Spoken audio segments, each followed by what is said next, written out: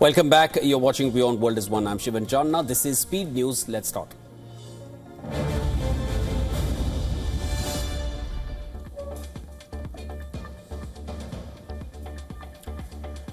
Donald Trump has said that Israel and Hamas have agreed on the first phase of a ceasefire deal, marking a significant step towards ending the war in Gaza.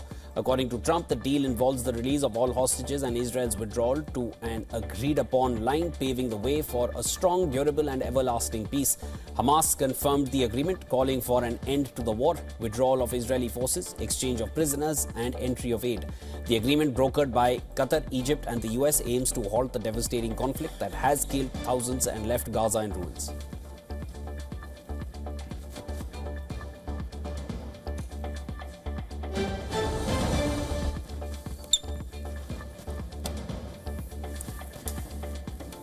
The Israeli Defense Forces have welcomed the agreement between Israel and Hamas for the release of hostages held in Gaza. According to reports, the IDF is preparing to receive the hostages, with the Chief of Staff instructing troops to lead the operation with sensitivity and professionalism. This development comes after US President Donald Trump expressed optimism about the release, stating that he believes the hostages and deceased bodies will be returned on Monday.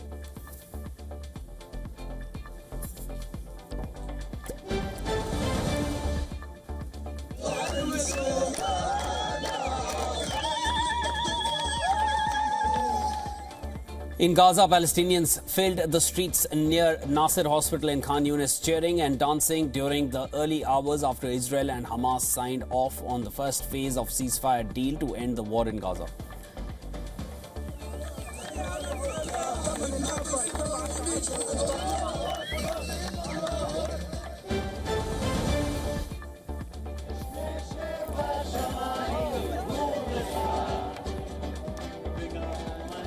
Families of hostages and their supporters gathered at the Hostages Square in Tel Aviv after reports of the agreement signed between Israel and Hamas to end the war in Gaza and return all the Israeli hostages, both living and deceased, home. The mother of Israeli hostage Matan Sangokar celebrated the imminent return of her son as part of an agreement between Israel and Hamas to end the war in Gaza and return all Israeli hostages.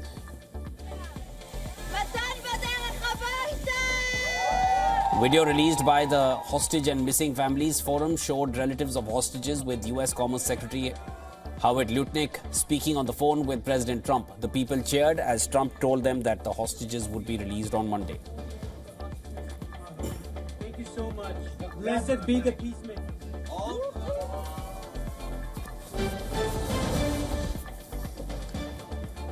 India has welcomed the US brokered peace deal between Israel and Hamas, which aims to facilitate the release of hostages and a phased withdrawal of Israeli troops from Gaza.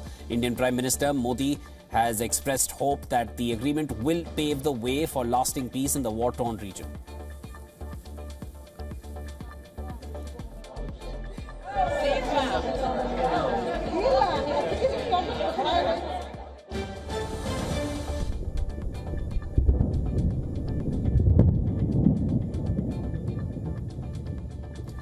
Explosions and flares were seen across the Gaza Strip this morning as Israel and Hamas agreed to the first phase of US President Donald Trump's peace plan to pause the fighting and release hostages and prisoners.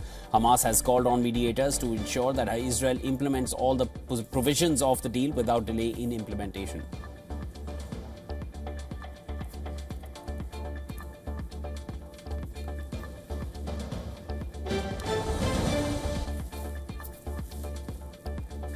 Spain's parliament has approved an arms embargo on Israel with 178 votes in favour and 169 against, following Prime Minister Pedro Sanchez's introduction of the measure to end what he called the genocide in Gaza. The decree bans defence equipment exports and imports, aviation fuel with potential military use and advertising products from Israeli settlements in Gaza and the West Bank. The move drew condemnation from Israel, which has already withdrawn its ambassador to Madrid after Spain recognised a Palestinian state.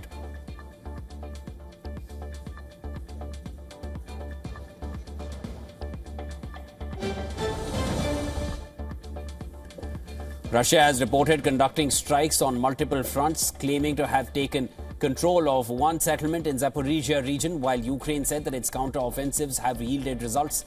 According to the Russian Defense Ministry, their operations targeted 141 regions, hitting substations, railway motor trains, military airport infrastructure, drone assembly workshops, fuel depots, and Ukrainian armed forces deployment points.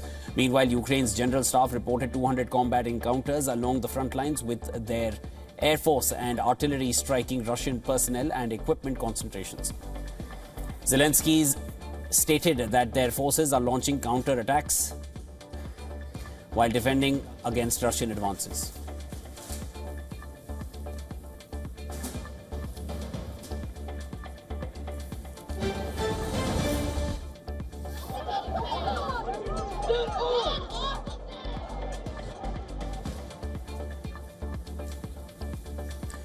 Thirteen pro-Palestinian protesters were arrested in Boston after clashing with police, resulting in 4 officers being hospitalized with non-life-threatening injuries. The protesters, aged 19 to 27, were demonstrating in solidarity with Palestine and calling for universities to divest from companies with ties to Israel. Police say officers were stationed at Boston to monitor the rally, and that about 200 to 300 protesters later clashed with police a few blocks away, blocking a road, chanting and interlocking arms to prevent police vehicles from passing.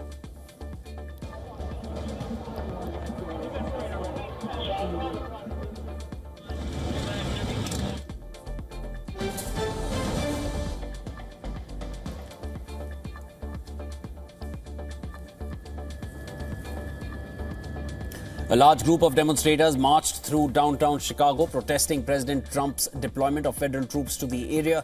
Democratic Illinois Governor J.B. Pritzker said some 300 of the state's guard troops were to be federalized and deployed to the nation's third largest city, along with 400 others from Texas. Trump claims the troops are needed to protect federal immigration enforcement efforts and crack down on crime. A court hearing is scheduled for Thursday to consider Illinois' request to declare the deployment illegal.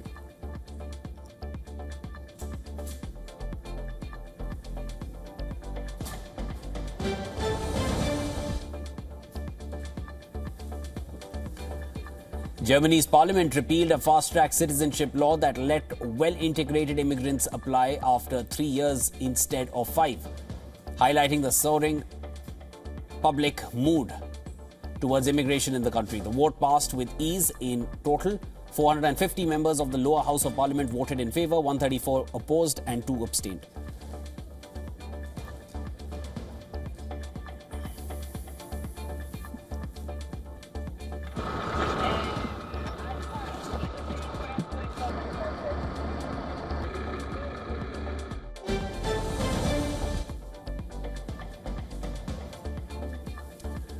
Costa Rica has officially nominated Rebecca Greenspan, a seasoned diplomat and former vice president, as its candidate for the position of United Nations Secretary General. Greenspan currently serves as the Secretary General of the UN Conference on Trade and Development in Geneva. She is well known in diplomatic circles for her extensive experience in development, international cooperation and regional leadership.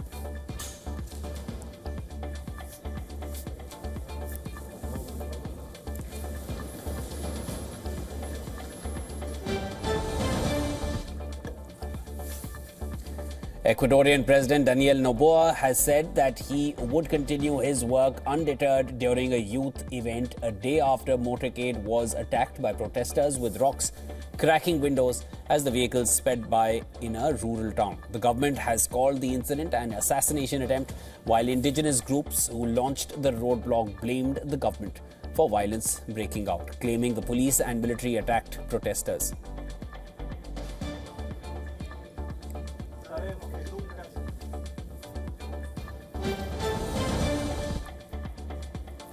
In India, Sreshan Pharmaceutical owner S. Ranganathan has been arrested by the Madhya Pradesh police, who tracked him down in Chennai. This is in connection with the deaths of several children in the state, allegedly linked to the consumption of a cough syrup manufactured by Sreshan Pharmaceuticals. It was called Coldrif. A team had travelled to Chennai to apprehend Ranganathan. Authorities say he will be taken to the company's factory in Kanchipuram for further investigation.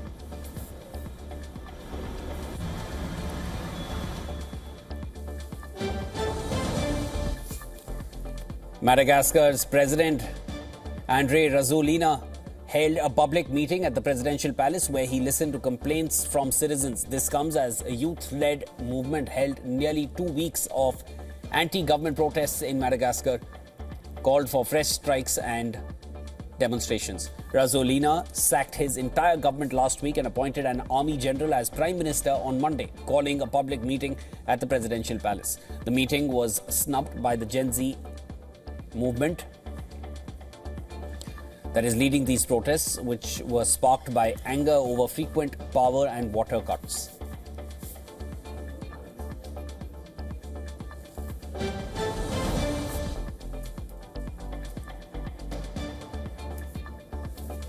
North Korea is reportedly preparing for a grand celebration to mark the 80th anniversary of its ruling Workers' Party tomorrow. According to reports, the event is expected to feature a large-scale military parade showcasing the country's latest advanced weaponry. The celebration will be attended by top officials from China and Russia.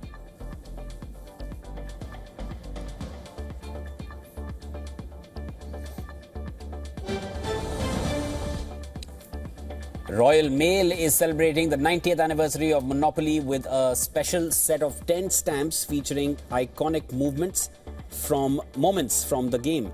The stamps also highlight notable UK locations from the game, including Oxford Street and Liverpool Street Station. To complement the stamps, Royal Mail has launched a limited edition Monopoly playing piece shaped like a Royal Mail postbox with only 5,000 tokens available. Monopoly has a rich history dating back to the early 1900s in the US and was licensed by Parker Brothers in 1935, making its way later to the UK.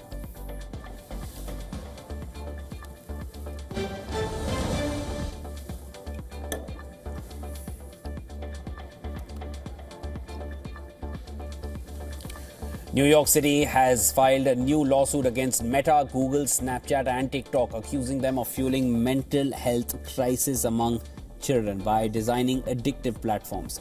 The suit claims the companies were negligent and created a public nuisance.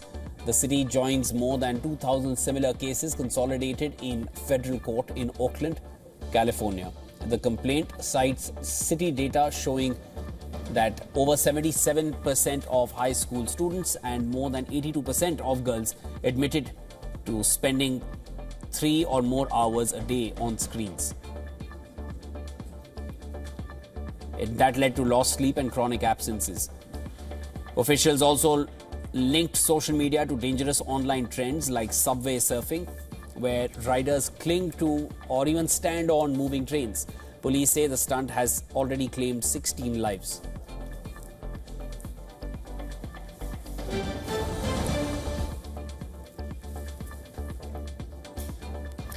According to a Wall Street Journal report, Microsoft is partnering with Harvard Medical School to improve health content in its Copilot AI assistant. The move is part of Microsoft's strategy to reduce its dependence on OpenAI.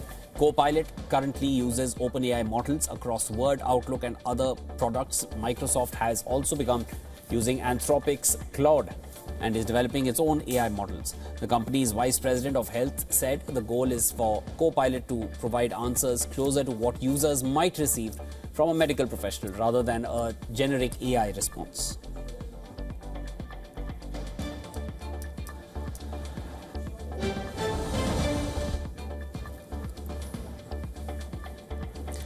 Google has announced plans to invest $5.8 billion in Belgium over the next 2 years to expand its cloud and AI infrastructure. The investment aims to expand the company's data center infrastructure in Saint-Ghislain and is expected to create approximately 300 full-time jobs. The new centers will handle large volumes of digital data and power advanced AI systems. In addition to the data center expansion, Google has entered into agreements with Luminous and Renner to support the development of new onshore wind farms in Belgium.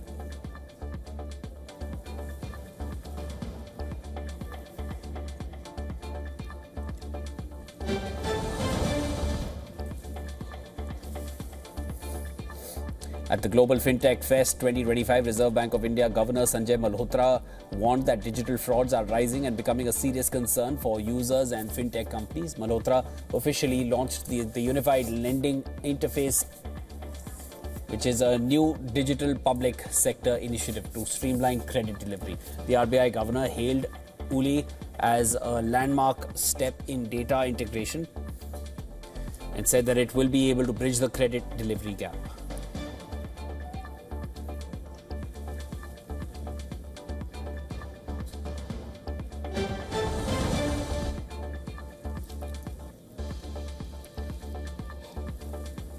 According to new data from app intelligence provider AppFigures, OpenAI's video generating app Sora has surged to the #1 spot on the US App Store, recording about 627,000 iOS downloads in its first week. This makes it technically bigger than ChatGPT's iOS launch, which saw 606,000 downloads during its first week. However, ChatGPT was available only in the US during the first week, while Sora was launched in both US and Canada. App figures say that Canada contributed about 45,000 installs, so the Sora launch was about 96% of ChatGPT's launch if the data had been based on US numbers only.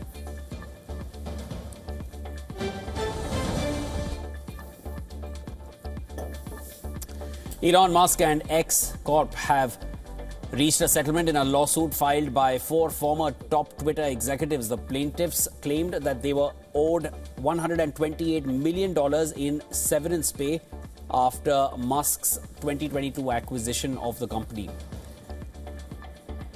which is now known as X. Musk fired the executives immediately after closing the $44 billion deal, accusing them of gross negligence and misconduct. In 2024, the executives said they sued, alleging they were terminated without cause and that Musk fabricated complaints to avoid paying their contractual benefits.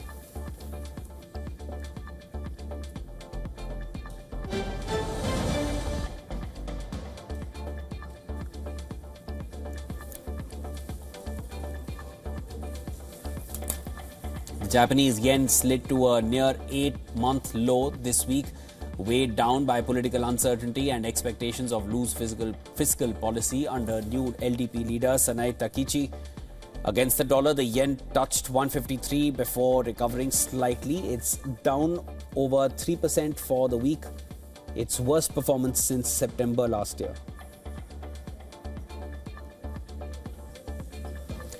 Euro also struggled, hit by France's political turmoil, including the shock resignation of Prime Minister Lecornu. The US dollar, meanwhile, is on track for its best week in nearly a year, buoyed by safe haven flows, a lack of economic data amid a government shutdown, and expectations for Fed rate cuts later this year.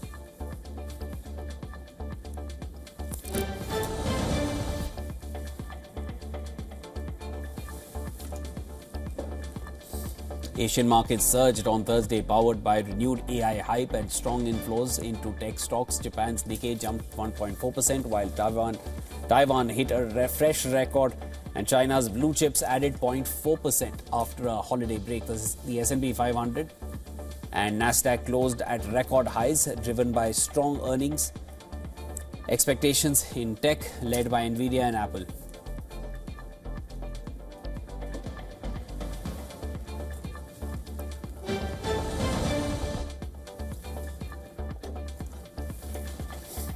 Film industry giants from Hollywood and Bollywood are pressuring an Indian panel to reject blanket exemptions for AI films using copyrighted content for training. The Motion Picture Association, representing studios like Warner Brothers and Netflix, and India's Producers Guild, want a licensing agreement and a licensing model to protect creative works. The push comes as India reviews its copyright laws amid global debates over AI training rights. Movie studios argue that allowing unrestricted AI use could undermine incentives to create, while AI groups like the Business Software Alliance urge for flexibility.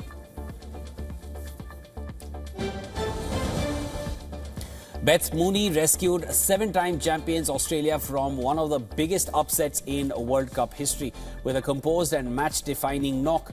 Her brilliant 109 set the platform for a dominant 107-run victory over Pakistan. Pakistan won the toss and chose to bowl first in Colombo. The defending champions were reduced to 76 for 7. But the unflappable Mooney hit 109 to drag her side to 221 for 9. In reply, Pakistan's batting woes continued as their top order struggled against both pace and spin. They were eventually bowled out for 114.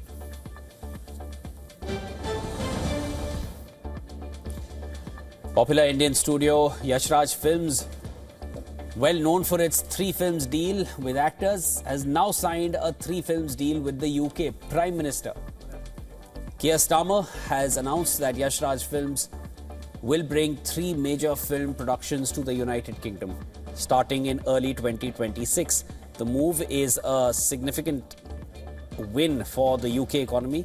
It is projected to create over 3,000 jobs and inject millions of pounds into the British film industry. This year's national award-winning star Rani Mukherjee, who is also the wife of Yashraj Films chairperson Aditya Chopra, co-hosted and greeted the UK Prime Minister during his official visit to the studio.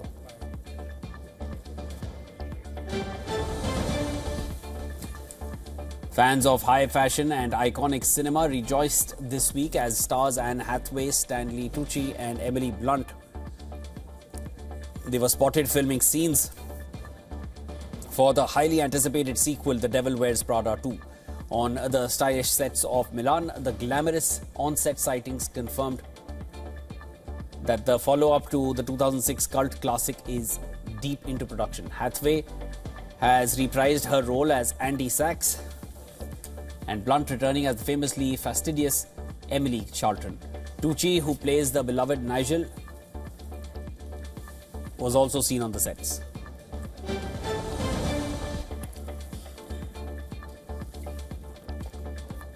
Paramount Plus has officially renewed Dexter Resurrection for a second season. The news was delivered directly to fans by series star Michael C. Hall in a video announcement teasing that the story of Dexter Morgan has more to come. The renewal follows the success of the first season, which premiered earlier this year, to strong viewership.